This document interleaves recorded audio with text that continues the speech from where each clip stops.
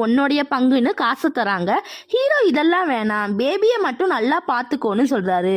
Heroine இதை வச்சுக்கோ, பேபியை பத்தி நீ கவலைப்படாத, அவனை நான் நல்லா பாத்துக்கிறேன்னு சொல்றாங்க. எப்படியும் உனக்கு இந்த காசு கனடாக்கு டிக்கெட் வாங்க கரெக்டா இருக்கும்னு சொல்றாங்க.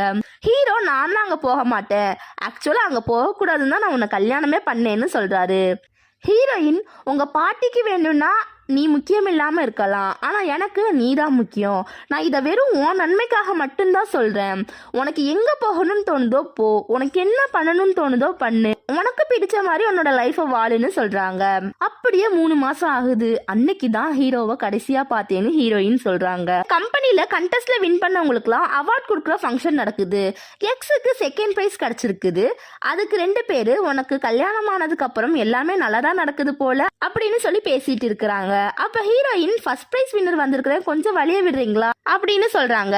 அதுக்கு அந்த 2 பேரு